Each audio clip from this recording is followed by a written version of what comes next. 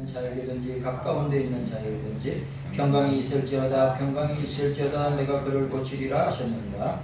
오직 악인은 능히 안정치 못하고 그 물이 진흙과 더러운 것을 늘 솟쳐내는 요동하는 바다와 같으니라. 내 하나님의 말씀에 악인에게는 평강이 없다 하셨느니라. 네. 켜있어요? 우리 제가 선풍기를 다 세팅해 놨어요. 여름을 이제 보내시라고. 에어컨도 제일 낮은 단계로 하세요. 에어컨 소리가 크니까. 우리 이재하 선교사님 제가 어저께 월요일날 신방을 갔다 왔습니다. 어깨가, 이 오른쪽 어깨가 이게 완전히 부러져 가지고 이 조각이 많이 났다고 합니다. 그래서 보통 철심을 갖다 보통 5개 이상 안 박는다는 10개 이상 박았답니다. 철심을. 그래서 우리 이재하 선교사님은 원래 터키로 6월이나 7월에 들어가시려고 하다가 이 어깨 때문에 이거 철심을 빼야 되니까 보통 한 내년 2월이나 3월 정도 된다고 합니다. 그래 또 이틀마다 한 번씩 또 가서 치료를 해야 된답니다. 여러분들 위해서 기도해 주시고, 우리 정창용 선교사님은 강남에 있는 병원에서 안과 망막 수술을 했습니다. 망막 수술했는데 그 망막 안에 큰 핏줄이 터져가지고 이게 피가 그 망막 안에 고여 있었다고 해요. 그래가지고 그걸 수술하면서 빼내서, 그리고 터진 이제 혈관도 하여튼 수술하는데 엄청나게 정밀한, 그리고 눈을 마취하는데 너무 아프다는 거예요. 그래가지고 수술하고 우리 정창영 선교사님도 수술하고 3개월 정도는 비행기를 못 한다고 합니다. 이 눈 수술을 했기 때문에. 그래서 아마 7월 말이나 8월 달에 들어가실 겁니다. 제가 7월 달에 우리 헌친 예배 있을 때 오래간만에 우리 선교 보고 하신 지도 한 2, 3년 지난 것 같은데 이렇게 하시면 좋겠다고 말씀을 드렸습니다. 여러분들 생각날 때마다 기도해 주시고, 이제 라오스 친구들이 보니까 이 라오스에서 이제 제자들이 3명이 우리나라에 들어옵니다. 6월 4일날 들어오는데 여수시민교회로 갔다가, 고신에 있는 여수시민교회 갔다가 올라와서 뭐 선교사님이 홍대에 있는 쪽에 호텔을 잡아줬다는데 거기에서 지냈는데, 내가 그러면 우리 교회가 식사 대접 한번 해야 되는데 스케줄이 안 되는 거예요.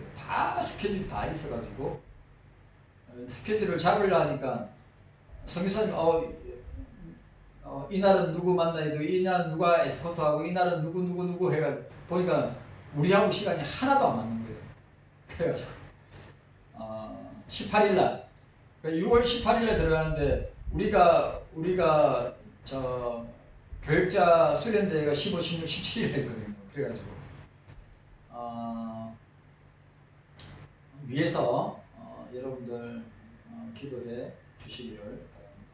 우리 김영숙 선교사님은, 아르헨티나 김영숙 선교사님은 25일 날에 출국하셨습니다. 출국하셔가지고 제가 기도해달라고 기도해드리고, 그분은 워낙 감성이 풍부하신 분이라서 막 훌쩍훌쩍 울면서 목사님 감사하다고, 목사님 교회도 제가 형편을 잘 알고 있는데 너무 과할 정도로 후원해 주셔가지고 감사하고, 뭐 얼마 되지도 않는데 뭐 그러냐고. 여러분들 생각날 때마다 그런 선교사님들은 우리 김명숙 선교사님이나 우리 정창용 선교사님이나 이재하 선교사님이나 우리 교회가 후원하는 선교 다 형편이 좋고 넉넉하고 그런 데서 하는 것이 아니라 참 어려운 가운데 선교하시는 분입니다. 여러분들 기도해 주시기를 바랍니다. 자, 57장 우리가 1절에서 21절까지 읽었습니다. 복잡하게 엉킨 세속 사이에 이 세속 나라의 모습을 보여주는 내용이라고 할 수 있습니다. 의인들은 힘든 시기를 만나고 1절에 그리고 사람들은 우상을 숭배하고 3절에서 5절. 그리고 정치 외교적인 노력에 몰두하는 지금 이사야가 활동하고 있는 유다의 모습을 9절에서 10절에서, 또 어떤 이들은 하나님을 가까이 하며 평안과 확신을 경험하는 사람들 15절에, 그리고 전혀 그렇지 못한 사람들의 모습이 19절에서 21절에, 그리고 전반적으로 57장은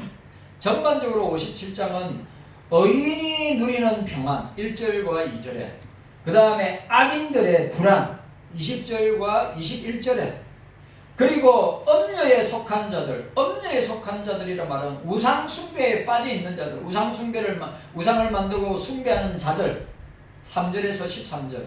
꼭 지금 우리 한국 교회의 모습이라고 할 수 있어요. 그리고 여호와께 속한 자들, 엄녀에 속한 자들 14절에서 19절 서로 대조를 이루고 있는 것을 우리는 보게 됩니다. 자, 오늘 1절과 2절, 오늘 1절과 2절 말씀. 자, 우리 1절과 2절 말씀 합독하도록 하겠습니다. 1절과 2절 말씀입니다. 시작. 의인이 죽을지라도 마음에 두는 자가 없고, 자비한 자들이 취하여 감을 입을지라도 그 의인은 화액전에 취하여 감을 입은 것인 줄 깨닫는 자가 없도다. 그는 평안에 들어갔나니 무릇 정로로 행하는 자는 자기들의 침상에서 편히 쉬느니라. 참 재미있는 표현입니다.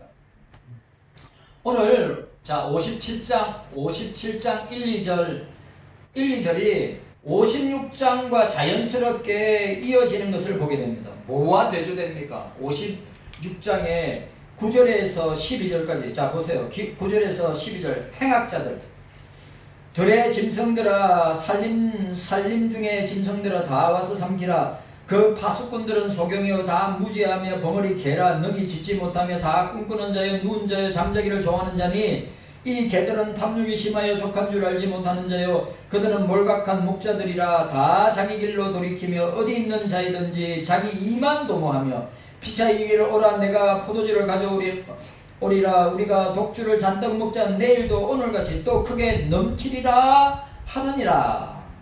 자, 56장과 57장 1, 2절과 56장과 우리 대조 행악자들과 자연스럽게 대조를 이루는 것을 보게 됩니다.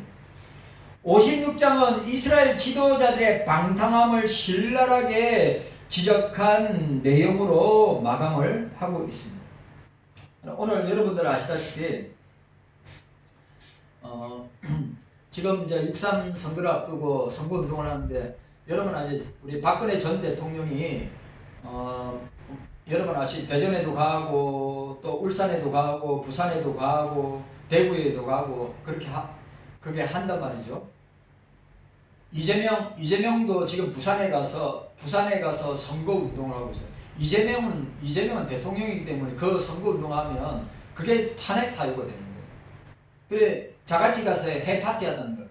그런데 중요한 건 대통령이 그 시간에 그렇게 있을 때 서울의 역에는 다리가 무너져 가지고 사람들이 3명이나 죽고 크게 다친 사람이 4명이 있는데, 대통령은 그럼 바로 올라가서 상황을 파악하고 진두지휘를 해야 될 거 아니에요.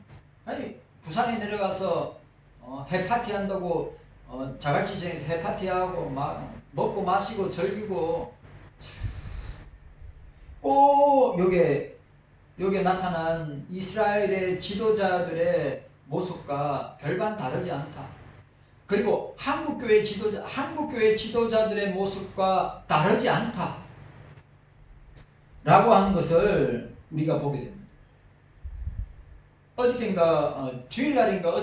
주일날에 김포에 있는 어떤 목사님 교회에서 목사님이 5.18 사태에 대한 역사적인 내용을 교인들에게 정확하게 가르치기 위해서 그것을 설교 가운데 이야기하다가 경찰에 고발을 당해가지고 경찰서에 끌려가서 진술서를 썼다고 합니다.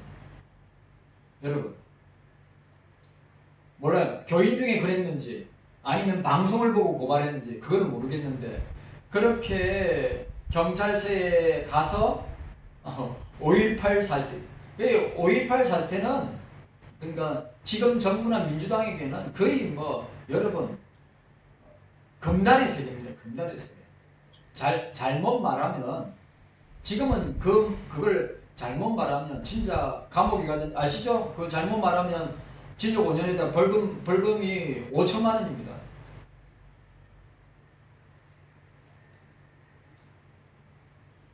그러니까 이스라엘 지도자들의 방탕함을 신랄하게 지적한 내용으로 마감하고 있고, 여기 57장에 의인이, 의인이란 말이 57장 서두에 위치하고 있다는 사실이에요. 그러니까 56장의 악인과 57장의 의인이 어떻게 뚜렷하게 대적을 보이고 있단 말이죠. 의인은 지도자들과 달리 이기적인 탐욕과 향락을 추구하지 않으나 때이른 죽음을 당한다고 묘사하고 있습니다. 이게 굉장히 중요합니다. 이게 무슨 말이냐? 이런 나라적인 상황과 시대적인 상황 가운데 의인들이 어떻게 해요? 의인들이 하나님의 말씀을 가지고 외치고 선포할 때 어떻게 해요? 엄청나게 핍박과 고난을 당하면서 어떻게 해요? 죽음까지도 당한다고 하는 것을 보여주고 있어요. 제가 이야기하겠지만 이사야가 그런 예입니다. 예레미야도 그런 예입니다. 자, 뭐라고요? 이런 지도자들의 탐욕과 이기적인 탐욕과 향락을 추구하지 않고 하나님의 말씀의 원리를 따라서 하나님이 계시하시고 말씀하신 그 말씀 그대로 선포하다가 어떻게 죽임을 당하는 모습을 묘사하고 있다. 이런 죽음을 칼빈은 루터의 죽음과 연관되어서 설명하고 있습니다. 아주 이걸 유명한 구약학자인 E.J. 영이 이 내용을 갖다가 예를 들고 있는데, 칼빈은 루터의 죽음과 연관되어서 이렇게 설명합니다. 루터는 도처에 만연한 방탕함과 사악함을 지적하면서 독일에 임할 무서운 재앙을 예고했는데, 그 재앙이 닥치기 직전에 이 세상으로부터 치하여 감을 당했다. 그는 무서운 징벌이 임할 것을 두려워하면서 그 재앙을 전쟁. 여러분, 그 시대 때 유행한 것이 뭐예요? 예? 루터와 칼빈이 활동할 때 하나님께서 그 시대의 지도자들에게, 그리고 그 백성들에게 분별하지 못하고 깨어있지 못하고 있는 자들에게 하나님이 내리신 심판이 뭡니까? 흑사병입니다. 흑사병요. 예? 유럽의 인구의 절반 가까이 되는 사람들이 죽었단 말이에요. 흑사병으로. 그래, 깨어있는 종교 지도자들은 그 흑사병이 하나님의 징계와 심판의 도구로 말하고 있는 거예요. 그래, 루터도 칼빈도 흑사병 때 교회를 지켰죠. 피난 안 하고. 그런데 오늘 칼빈은 의인의 죽음에 대해서 이야기할 때 루터에 대해서 그 이야기를 한 거예요. 그 재앙을 보기 전에 세상을 떠나게 해 주실 것을 기도했던 사람이다 라고 이야기하고 있습니다. 자, 우리 오늘 특별히 오늘 51절 우리 51절 우리 내용을 만약에 내용을 다 못 다루면 다음 주에 또 보도록 하겠습니다. 자, 51절 보니까 지도자들이 점점 더 심하게 육신적 쾌락과 탐욕에 몰두하는 동안 그들 눈앞에서 경고성의 일이 발생했지만 그들은 그것을 알아채지 못했다. 오늘 지금 보세요. 제가 지금 이야기한 거 육체적 쾌락과 탐욕에 몰두하는, 오늘 보세요. 대한민국의 지도자들과 한국교회 지도자들이 육신적 쾌락과 탐욕에 몰두하는데, 여러분 아시죠? 지난주 이번 주 큰 이슈가 됐던 사건이, 그러니까 일반 뉴스도 한국 교회 뉴스에 지금 막 그냥 폭풍처럼 소문이 퍼져가지고 시끄럽기 거지없습니다. 그 교회 목사는 사임하라고 엄청나게 압박을 받고 있습니다. 오늘 저와 여러분들도 마찬가지입니다. 우리 정치 지도자들이나 종교 지도자들이나 저와 여러분들이 항상 조심해야 될 것이 뭐냐? 육체적 쾌락, 돈, 육체적 쾌락, 돈, 그 다음에 감투, 명예.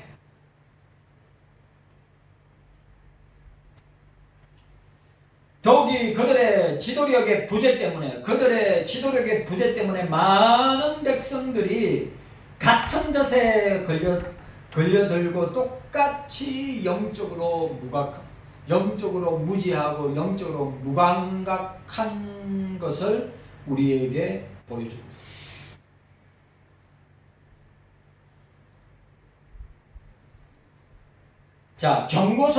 경고성의 일이라는 게, 이게 중요한 말인데, 이 경고성의 일이라는 것이 이스라엘 가운데서 의인들이 교회 가운데서 사라지는 것을 이야기합니다. 이들은 56장 말미에 있는 지도자들과 대조적으로 강조하고 있는데, 이 히브리의 오늘 57장에 나오는 이 의인, 원문상의 의인은 자비한 자들이라고 강조적인 위치에 놓여 있는 이름이란 말이죠. 의인. 이스라엘 내에 무지하고 탐욕적인 지도자들은 너무 많고 의인은 부족하다. 교회 안에 무지하고 탐욕적인 지도자들은 너무 많고 의인들은 부족하다. 그러니까 무슨 말이냐면, 점점점 사라지고 있는 것은 이런 지도자들이 아니라 의인들이 사라지고 있다. 맞죠? 지금 한국교회도 마찬가지로 저는 생각합니다.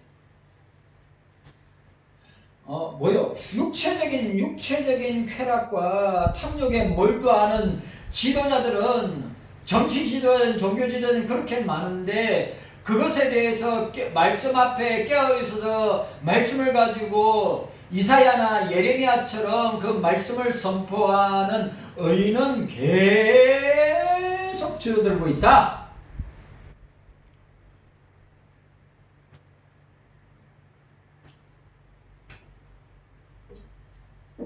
저들의 죽음을 마음에 두는 자가 없다고 하는 것이 더 심각한 모습입니다.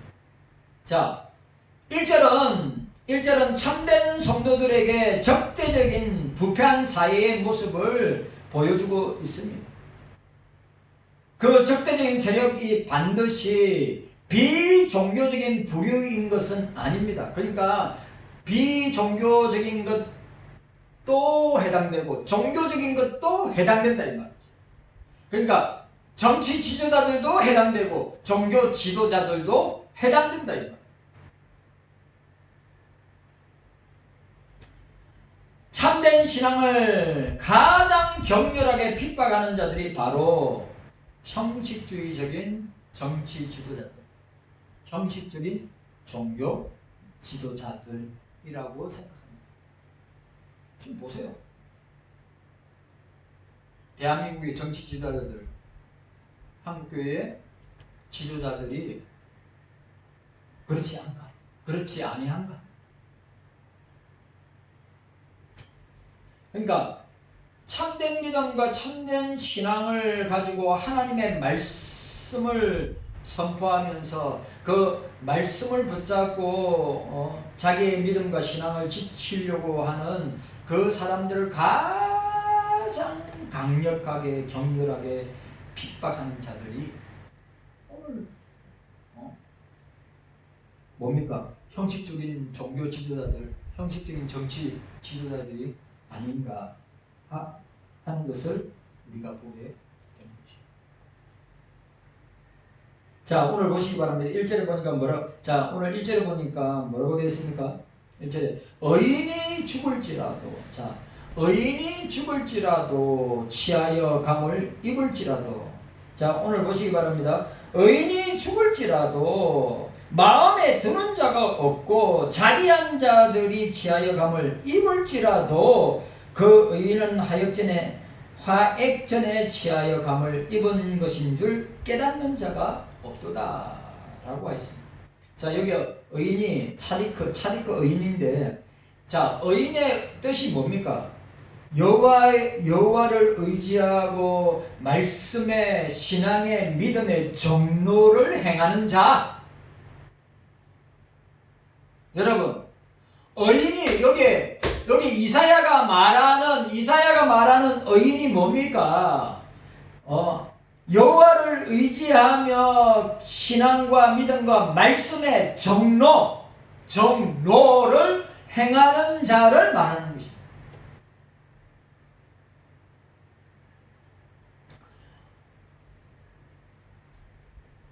여기 죽을지라도, 자, 여기 보니까 죽을지라도 이 히브리 아바드, 이 아바드는 하반절에 치하여 감을 입을지라도 해당하는 히브리어는 모두 박해로 인해서 핍박을 인하여서 죽어가는 상황을 암시하는 단어들입니다. 보세요. 오늘 뭐라고요? 죽을지라도 치하여 감을 입을지라도 이게 뭡니까? 의인들이 그 이사야 시대의 의인들이 그 이사야 시대에 하나님을 의지하고 경외하고 두려워하고 하나님에 대한 믿음과 신앙과 말씀을 어떻게 해요? 정로로 바른 길로 행하는 자들이 사라지는 시대.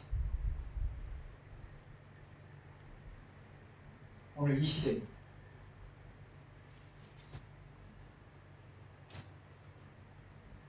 모두 자 보세요. 죽을지라도 치하여 감을 입을지라도 모두 뭐예요? 박해로 죽어가는 상황을 암시하는 단어들입니다.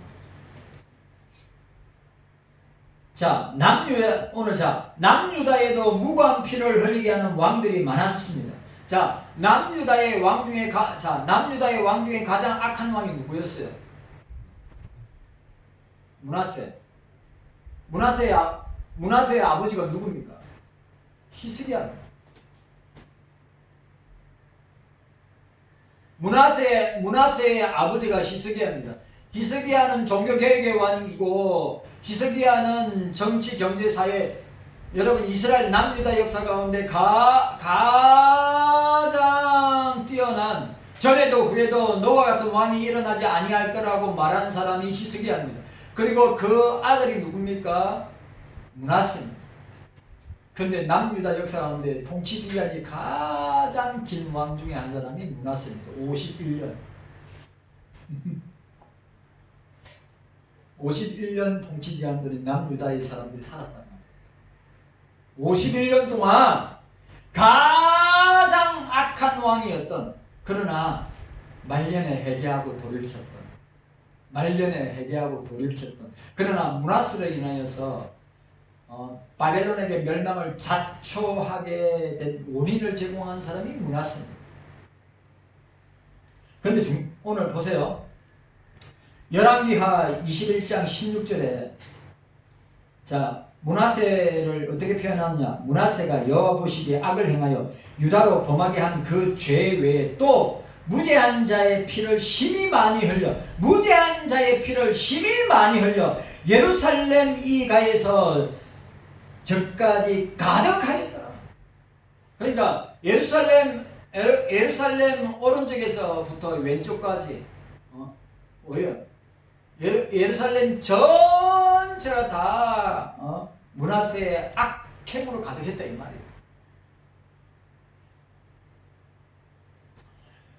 유대 전성과 유대 조선과 초대 교부들은 이사야가 바로 이 악명 높은 므낫세에게 죽임을 당했다는 데 의견을 일치를 보고 있습니다.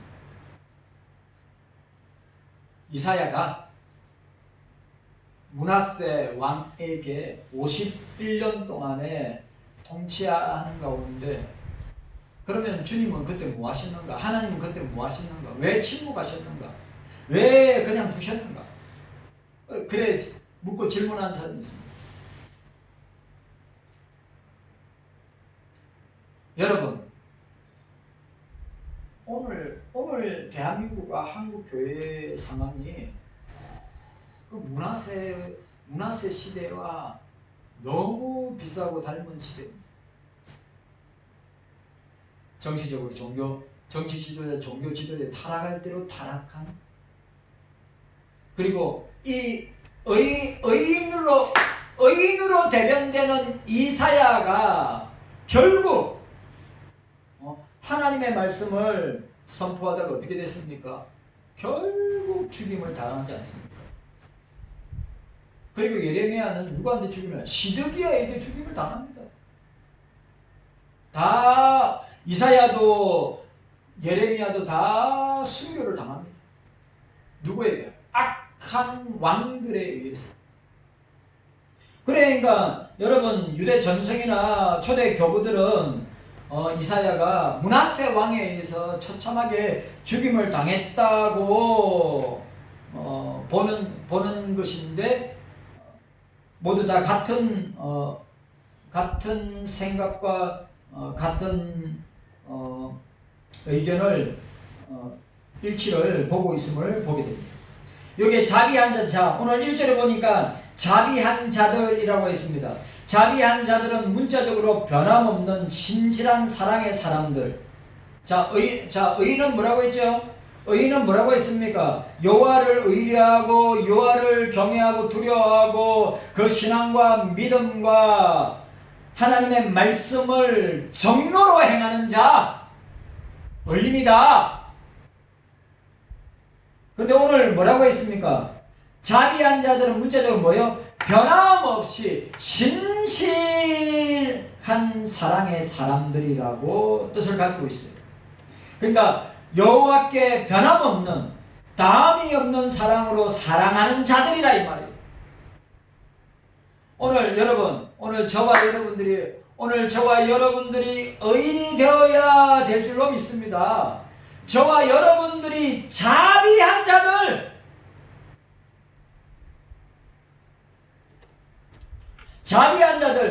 변함없이 신실하게 다함없이 하나님을 사랑하는 자들,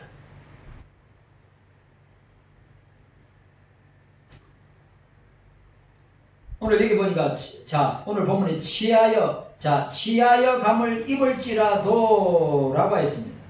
여기에 동사 원형이 야샤프인데 어떤 목적을 위해 모으다,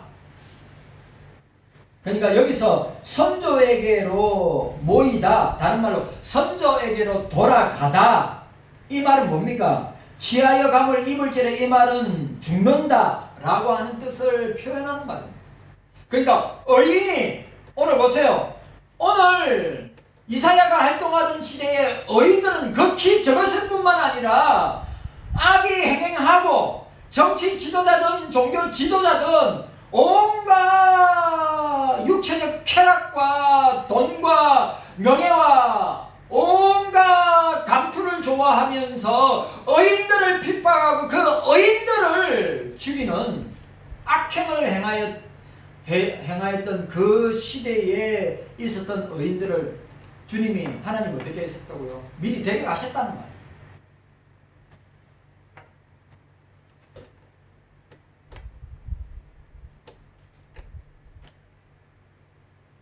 자, 보시기를 바랍니다. 여기 하반절에 보니까 뭐라고 됐어요? 하반절에 그 의인은 화액전에 취하여 감을, 그 의인은 화액전에 취하여 감을 입은 것인 줄 깨닫는 자가 없도다.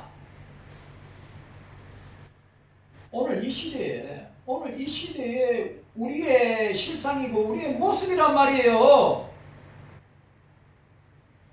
예? 여기 보니까 화액, 이 화액은 악인데 사악한 행위를 가리키는데 NIV 성경에 이불이 되어 있어. 이불.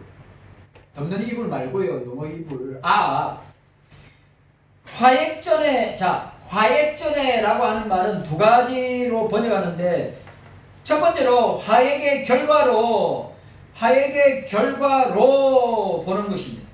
그러니까 이스라엘과 교회에 만연한 부패 지도자들의 사악함 때문에 의인들이 죽음을 당한다. 이스라엘의 사악한 정치 지도자들, 종교 지도자들, 이 한국교회, 대한민국과 한국교회의 사악한 정치 지도자, 종교 지도자들에 의해서 의인들이 죽음을 당한다. 첫 번째. 두 번째는 화액으로부터, 화액의 결과로, 첫 번째는 화액으로부터, 이 말은 이스라엘과 교회의 사악함이 점점 심해짐으로 하나님이 의인을 먼저 데려가셨다. 다르죠? 예? 여러분, 첫 번째는 뭐라고요? 그 사악하고 부패한 지도자들, 종교 지도자들 때문에 의인들이 죽임을 당하고, 두 번째는 뭐예요? 하나님이 그런 사악한 종교 지도자, 정치 지도자들의 판을 치는, 어때요?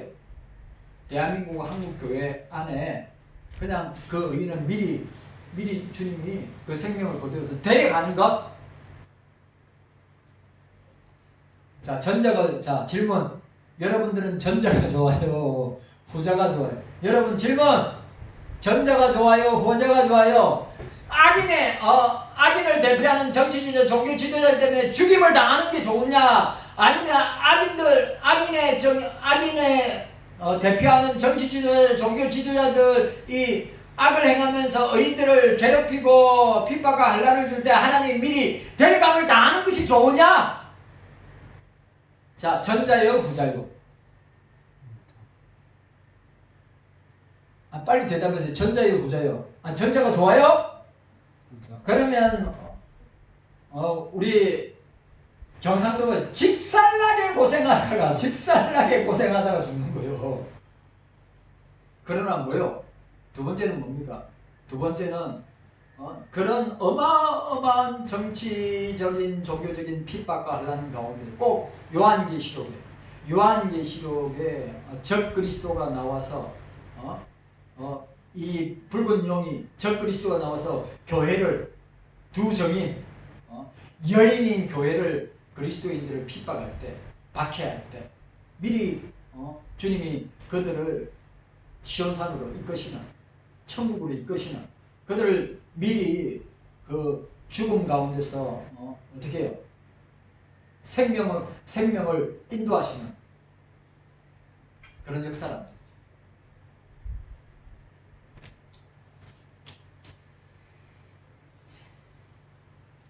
여기 보니까 오늘 1절에 보니까 전에, 의인은 화액 전에라고 했습니다. 전에. 이 히브리어 미페네를 사용했기 때문에 우리가 그 해석을 어떻게 하냐면 후자로 받아들이는, 후자로. 뭔 말이냐? 환난 당하기 전에, 이 엄청난 핍박과 환난 당하기 전에 미리 어떻게 해요? 주님께서 꼭 뭡니까? 에녹이 300년 동안 동행하다가 하나님께서 어떻게 해요? 취하시는 거 똑같은 거예요.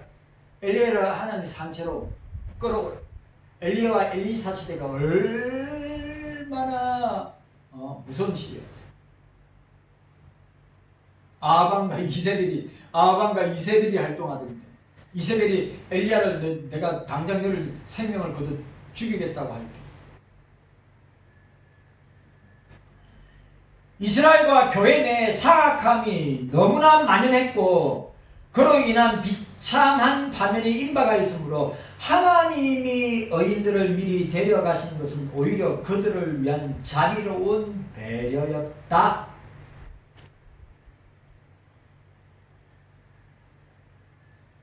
그리고 그 예로 성경에서는 의인 아비야, 열왕기상 14장 10절에 13절.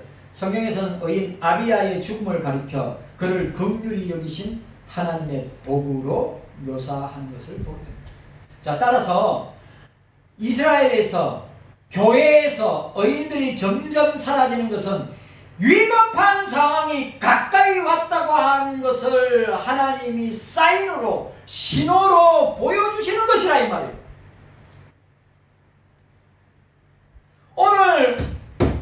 오늘 저와 여러분들이 살고 있는 이 시대가 오늘 저와 여러분들이 살고 있는 이 시대가 우리가 이재명 시대를 살고 있는데 우리가 한국교회가 이렇게 종교 다원주의와 WCC나 WEN을 로잔대회를 통해서 종교 통합을 향하여서 종교 다원주의를 2030을 향하여서 나아가는 이 시점에서 어떻게 해요?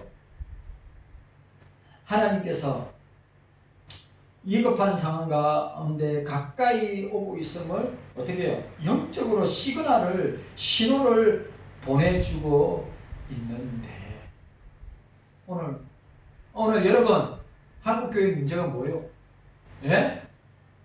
오늘 한국교회의 문제가 뭐냐고요? 대한민국은 둘째 치더라도 여러분 우리 일제시대 때 초대 한국교회 지도자들 일제시대 때 그리고 6.25전쟁 때 지도자들은 이런 징후나 이런 신호들이 왔을 때 어떻게 했습니까? 회개하고 돌이키고 하나님 앞에 납작 엎드리고 부르짖고 주님 앞에 기도했단 말이죠. 일제시대 때 6.25전쟁 때.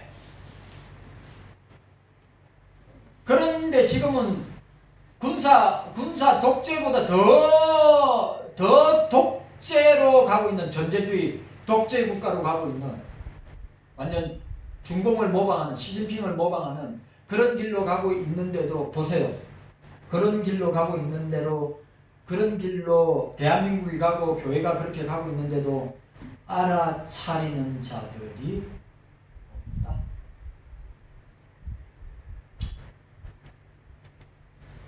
오늘 1절 마지막 절 보세요. 의인은 화액전에 그 죽음이 어떻게 해요? 오기 전에 하나님이 치하에서 데려가셨단 말이죠. 그런데 중요한 이런 사인을 보고 이런 신호를 보면서 우리가 깨어있고 분별하면서 이런 상황이구나. 대한민국의 상황이 이런 상황이구나. 한국교회 상황이 이런 상황이구나. 이런 외침과 부르짖음을 짓는 목사들이나 깨어있는 의인들이 주님의 부르심을 받아 데려감을 당하는데 보세요. 뭐라고 이야기하고 있습니까? 화액전에 치하여감을 입은 것인 줄 깨닫는 자가 없더라. 깨닫는 자가 없더라. 이게 대한민국의 문제고 이게 한국교회의 문제입니다. 오늘 우리 경서교회의 문제이기도 하고 저와 여러분들의 문제이기도 합니다. 여러분 깨어 있어야 합니다. 아멘. 이사야는 결국 이런 하나님의 음성을 받아서 계시를 받아서 하나님의 말씀을 선포하다가 므낫세에게 죽임을 당하고 예레미야는 시드기야에게 죽임을 당합니다.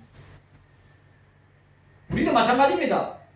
오늘 대한민국적인 상황과 한국교회적인 상황을 보면 우리도 얼마든지 그렇게 환난과 핍박과 고난과 생명의 위기와 죽음을 당할 수 있습니다. 그런데 중요한 건 뭐예요? 깨닫는 자가 없더라. 깨닫는 자가 없더라. 깨닫는 자가. 결국 어떻게 돼요? 북이스라엘도 망하고 남유다도 망하게 되는 결과를 낳게 됩니다. 저는 그래서 두려운 거예요. 아, 대한민국이 망하겠구나. 한국 교회가 망하겠구나. 주님 감사합니다. 깨닫는 우리 모두가 되게 하여 주시기를 원합니다. 주님 도와주시옵소서. 감사드리옵고 예수님의 이름으로 기도하옵나이다. 아멘.